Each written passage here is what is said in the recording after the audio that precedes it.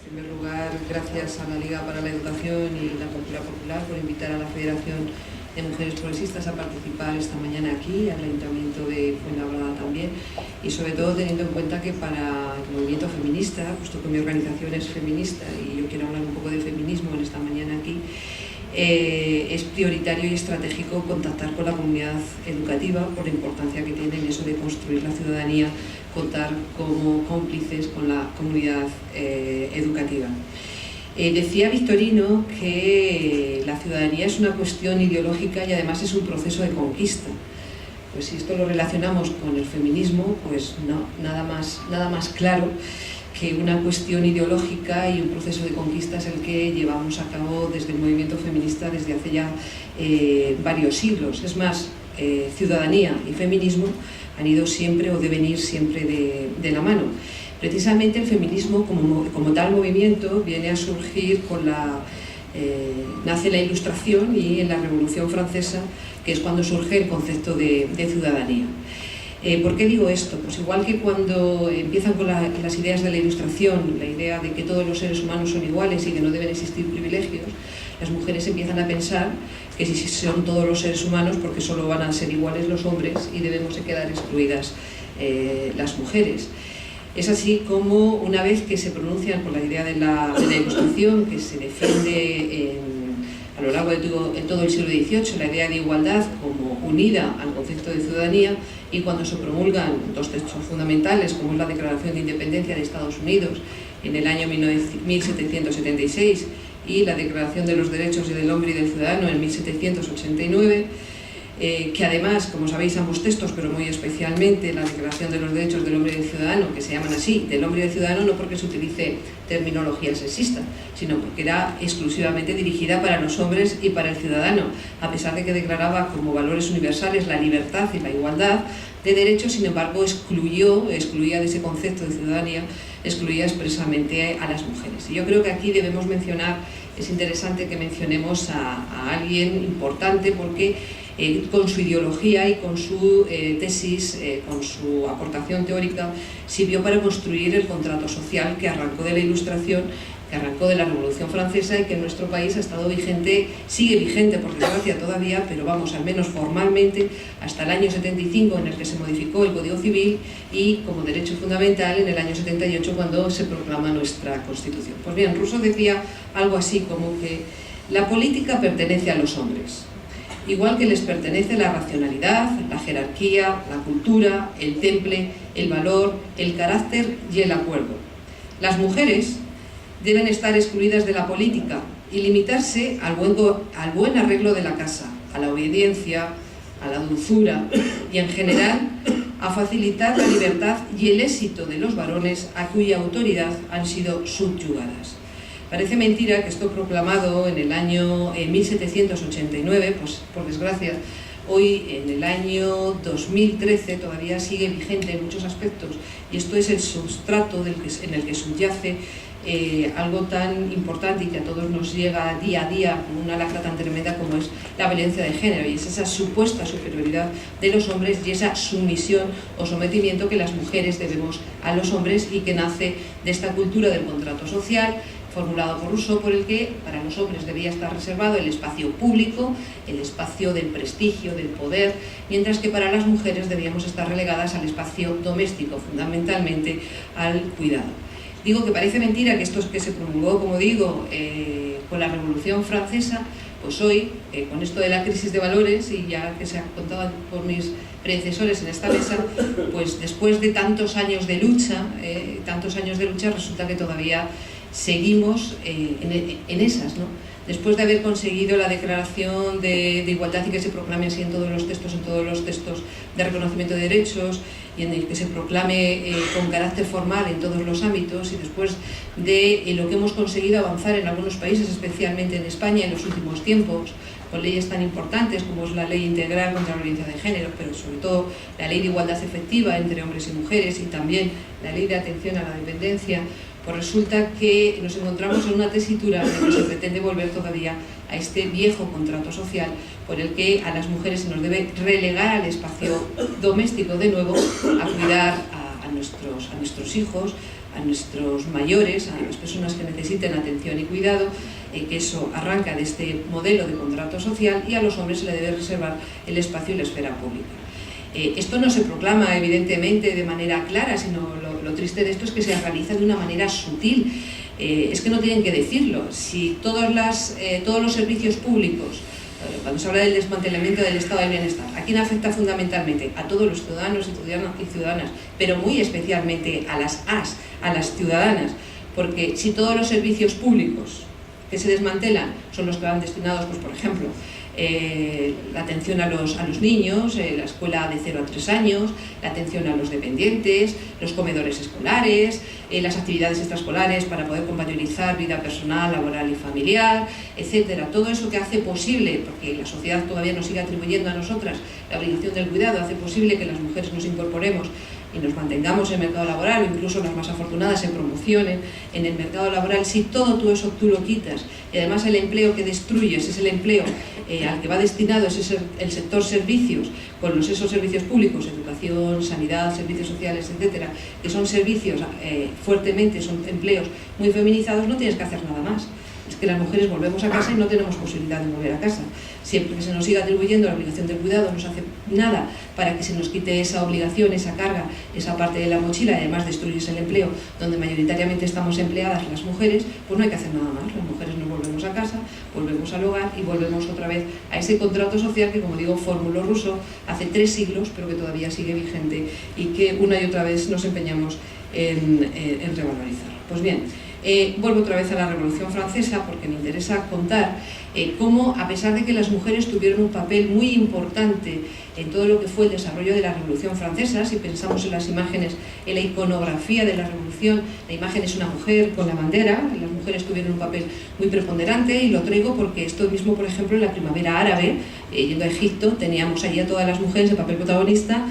como ha sucedido en toda la primavera árabe. De nuevo, mirad lo que ha sucedido a continuación, exactamente igual que la Revolución Francesa. En cuanto se conquista el derecho de ciudadanía, solo se conquistaba a los hombres, a las mujeres de nuevo, no sea que nos despistemos, perdamos el norte, se nos devuelve de nuevo a casa. Pues digo, en la Revolución Francesa las mujeres tuvimos un papel muy importante. Se dice que los hombres conquistaron la Bastilla, pero 2 años después fueron las mujeres. Desde la marcha de Versalles fueron a Versalles, y de allí echaron al rey y la reina, y con eso ya triunfó la revolución, y fueron 6.000 mujeres las que se movilizaron para conseguir que una vez por todas triunfara la revolución. Pues bien, a raíz de eso se promulga, como digo, la Declaración de los Derechos del Ciudadano, del hombre y del ciudadano, excluyendo a las ciudadanas. Y la mujer, que tuvo la osadía de denunciarlo y formular por su parte la Declaración de los Derechos de la Mujer y de la Ciudadana, que fue Olimpia de Gouges, pues la pasaron por la guillotina, porque molestaba, ¿no? Como a todas las que molestamos. A partir de ese momento empieza a organizarse, como digo, ahí nace el feminismo. En ese momento nace el feminismo, porque a partir de ese momento ya no hay nada que justifique esa supuesta superioridad de los hombres sobre las mujeres y que justifique ese yugo. Y desde el primer momento, para las mujeres, para las primeras feministas, se consideró como clave y fundamental la lucha por varios derechos. Uno de ellos fue el derecho a la educación, lógicamente básico, el derecho al voto y lo que suponía todo el ejercicio del derecho a ciudadanía, el derecho a la participación ciudadana. Se decía aquí, hablando ya, saltando de este precedente histórico, pero creo que es muy importante para comprender el alcance y cuál es la situación en la que nos encontramos, y cómo una y otra vez, de manera permanente, el feminismo está escrito de pasos hacia adelante, pero muchos pasos hacia detrás. Y puesto que en este momento nos encontramos en un momento de pasos hacia detrás, me parecía que era interesante contar aquí y en este entorno este precedente histórico, que por desgracia no es tan conocido como a las feministas, a todos los hombres y mujeres que luchamos por la igualdad de oportunidades de todos los seres humanos, nos gustaría que fuera conocido, ¿no? Cuando hablamos del concepto de ciudadanía global, lo ha dicho Victorino, lo han dicho todos, no se puede prescindir de las mujeres, de los derechos de las mujeres. Además, es uno de los grandes retos, bajo mi punto de vista, para lograr el concepto de ciudadanía global. Mientras siga existiendo discriminación en cualquier parte del mundo por parte de las mujeres, Mientras haya esta situación de subordinación y sometimiento en cualquier país, no habremos conseguido lograr la ciudadanía. Y si la ciudadanía global es aquella que tiene que ir sin fronteras, para poder hablar de ciudadanía global, es necesario que esa desigualdad entre hombres y mujeres desaparezca de una vez por todas de toda la faz de la Tierra. Bien, por lo tanto, una de las primeras cuestiones para conseguir avanzar en ese concepto global de ciudadanía es la superación de ese contrato social que arranca, como digo, de la Revolución Francesa y que una y otra vez vuelve a estar imperante y que una y otra vez nos vuelven a poner encima de la mesa. Debe formularse un nuevo contrato social, precisamente en el que se tenga en cuenta esta perspectiva de género, en el que se tenga en cuenta que las mujeres, por el mero hecho de serlo y porque somos sometidas, tanto hombres como mujeres, a un proceso de socialización distintos y diferentes que nos hacen marcar trayectorias vitales distintas, no en función a nuestros méritos, capacidad, gustos, deseos, sino en función de nuestro sexo, es importante que se tenga en cuenta para superar ese viejo contrato social, y es necesario que se tenga en cuenta para introducir en la formulación del nuevo contrato social lo que hablo de la perspectiva de género, lo que las feministas llamamos la introducción de la perspectiva de género. Es importantísimo, por lo tanto, que a la hora de definir nuevos espacios, esos espacios, tanto el público como el privado, como el doméstico, sean espacios compartidos. Cuando hablamos del poder político, social o económico, que sea un espacio compartido de hombres y mujeres. Pero también cuando hablamos del espacio doméstico, aquel que va reservado a la atención de la familia o a la atención de las tareas del hogar, pero muy especialmente a las funciones del cuidado, que ese espacio sea también compartido, y más que compartido, que sea corresponsable. ¿Y por qué digo esto? Porque bajo mi punto de vista, y es una apreciación personal, en la agenda feminista lo que debiera estar en este momento encima de la mesa es precisamente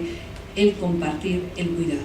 Mientras se nos siga atribuyendo a nosotras la obligación del cuidado, mientras se vayan destruyendo los empleos y todos los servicios con el desmantelamiento del estado del bienestar, y cuando no se desmantela también, pero en una medida distinta,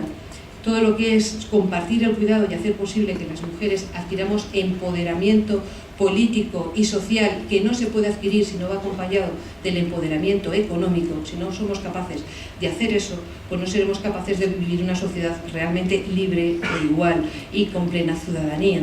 Por eso es imprescindible y básico que en la definición de ese nuevo modelo de contrato social no solo las mujeres vayamos al espacio público, que ya lo estamos haciendo, sino tenemos que animar a nuestros compañeros los hombres a que vengan al espacio doméstico y asuman la parte de corresponsabilidad que les corresponde. De ahí tan importante y tan básico cuestiones, las políticas activas que decimos, que vayan dirigidas a hacer posible ese trasvase y hacer posible que unas nos incorporemos a un espacio, pero que los hombres también se incorporen a este espacio. Y aquí citar, como decía, en la agenda feminista debe estar encima de la mesa como algo básico el permiso de paternidad, pero no entendido como un permiso de paternidad los hombres que estén 10 días en casa de vacaciones después de que su mujer haya dado a luz, no. Un permiso de paternidad al estilo, por ejemplo, como se ha impuesto en Islandia, en el que debe ser de la misma duración que el de las madres, no tiene que coincidir en el tiempo con el de las madres y además tiene que ser obligatorio. Es decir, que transcurrido el primer periodo del permiso por el que la madre se queda en casa para recuperarse biológicamente, a continuación el padre se tiene que quedar en casa con su hijo para atenderlo y cuidarlo y aprender y implicarse en el cuidado y la atención de su hijo desde el primer momento, desde el inicio. Eso además, bajo mi punto de vista, originaría una auténtica revolución social, porque ya todos interiorizaríamos como algo normal y ordinario que los hombres en algo tan frágil aparentemente como es el cuidado de un bebé se impliquen desde el momento, para que vean que igual que las mujeres no nacemos con la plancha y los pañales debajo del brazo, ellos tampoco, y que es una habilidad que se adquiere con el paso del tiempo y que socialmente se impone, ¿no? Por lo tanto, como digo, en ese avance hacia la ciudadanía global lo comento porque me parece que es básico y esencial para poder avanzar y superando esas barreras que vienen impuestas por el proceso de socialización y que es determinante para lograr, como digo, el pleno concepto de ciudadanía. Y otra cuestión, como tengo muy poquito tiempo, no tengáis miedo, Victorino, no me vaya a pasar, quiero hablar de la importancia de la coeducación, por el espacio precisamente en el que nos movemos. Para conseguir avanzar en igualdad y alcanzar esa ciudadanía global, no solamente es importante lo que acabo de decir, el nuevo modelo de contrato social, el permiso de paternidad, etcétera, sino que es importantísimo contar con la complicidad de vosotros y de vosotras, los que estáis y las que estáis ahí. Es imprescindible que dejemos de considerar como coeducación la escuela mixta. Que niños y niñas vayan al mismo espacio, vayan al mismo colegio, no significa que estén siendo educados en igualdad. Para ser educados en igualdad tenemos que ser conscientes de las barreras que todavía impiden que los niños y las niñas sean educados en igualdad. Hay que tener en cuenta que la socialización no se produce solamente en la escuela, se produce en la familia, se produce en los medios de comunicación, se produce en las canciones, se produce en internet, en las redes sociales que utilizan, y ahí se transmite una manera, una forma de lo que se entiende que se debe ser hombre y de lo que se debe entender y de lo que se entiende que es mujer, que sigue siendo discriminatoria y que sigue perpetuando los roles y los estereotipos de los que hablaba Rousseau. Es decir, en la Federación de Mujeres Progresistas hace un par de años realizamos talleres con chicos y chicas en los institutos, en los colegios, y ya nos parecía importante trasladarlo a un estudio la situación, ver si realmente habíamos avanzado en igualdad y la situación de lo que se estaba produciendo. Lo que hicimos cuando hicimos el estudio fue constatar lo que nuestra experiencia estaba poniendo de manifiesto. Y ahí seguro que muchos y muchas de vosotros recordáis el dato de que el 80% de los chicos y las chicas hoy los chicos de 15, 16 y 17 años, que eran los que se refería al estudio, consideraban que las chicas debían satisfacer los deseos del chico, que los chicos tenían que ser valientes y que las chicas tenían que ser tiernas y cariñosas. Es lo mismo que Rousseau trasladado al lenguaje del año 2013, y eso es una bolsa de desigualdad que nos pone de manifiesto que es imprescindible apostar realmente por la coeducación para saltar al concepto global de ciudadanía. Si no lo hacemos así, no conseguiremos avanzar absolutamente nada, porque no somos personas aisladas, no nos educamos, no nos criamos al margen de todo lo que subyace a nuestro alrededor. Y por lo tanto que la comunidad educativa, y muy especialmente los profesores, ahí va mi atención, es imprescindible que seáis conscientes de la importancia que tiene la manera de lo que aparece en el currículum educativo, de lo que contáis, explicáis y enseñáis en vuestras clases. Es clave. Aquí citar, a modo de ejemplo, pues cuando encontramos ciertas resistencias por parte de algún sector del profesorado, cuando hablamos de lenguaje no sexista, ya están estas con lo mismo, vaya tontería, ¿qué más dará? Cuando todos y todas sabemos que lo que no se nombra no existe, y por lo tanto si no nombramos que hay una dualidad de maneras y de formas de ser y estar en el mundo, difícilmente vamos a conseguir luchar contra la desigualdad. Es importantísimo también que interioricéis que lo de la igualdad no supone una carga adicional en vuestro trabajo, sino que es algo básico y fundamental para conseguir la igualdad entre todos los seres humanos, y que no hay que verlo como un elemento excluyente, sino como algo integrador y como algo que debe potenciarse y por lo que hay que trabajar. Y cuando hablo del contenido escolar, me refiero, voy a poner dos ejemplos claros. Nosotras también nos quejamos, y desde la Federación de Mujeres Progresistas llevamos tiempo con la lucha de cambiar los contenidos de los libros de texto. Por ejemplo, todos y todas sabéis que en los libros de texto se estudia pues, el movimiento obrero, se estudia a Marx, a Engels, se estudia la burguesía, se estudia el movimiento pacifista. Y yo pregunto, ¿y el feminismo? ¿Dónde está el feminismo? ¿Dónde se estudia el feminismo? El movimiento más transgresor y el movimiento que ha conseguido derechos ni más ni menos que para la mitad de la humanidad, para más de la mitad de la humanidad, ¿dónde se estudia? Al margen para decir que las feministas somos peligrosas y radicales y que lo único que hacemos que somos, pues eso, y que debemos pasar por la guillotina como pasó en su día Olimpia de Gous y tantas mujeres que han sido discriminadas, denostadas y que han sido ridiculizadas por el hecho de confesarse feministas y por luchar por la igualdad de derechos y mujeres. Es más, yo siempre pongo de manifiesto que se produce un verdadero agravio comparativo, y es que en los libros de texto, una vez revisando uno, me llevé la sorpresa que aparecía Gandhi como el gran precursor gran precursor de la lucha pacífica, y como tal se le estudia en los libros de texto, cuando el propio Gandhi confesaba que él lo que había hecho era imitar las actividades y las acciones que desarrollaron las sufragistas americanas. Pues en ningún sitio aparece eso, y aparece Gandhi como el precursor. Entonces, ahí yo pido vuestra complicidad, pido vuestra implicación y pido vuestro apoyo. Si la comunidad educativa, si los profesores no son conscientes de eso y de lo que se llama también el currículum oculto, ¿no? que lo que se transmite en las clases a través de vuestras creencias, vuestras opiniones, vuestra ideología, es clave y fundamental para formar a esos chicos y a esas chicas que serán nuestros seres adultos en el futuro y que deben luchar por esa plena integración de la ciudadanía. Quería poneros de manifiesto esta mañana que sois básicos, que sois claves, que sin vosotros no lograremos la igualdad.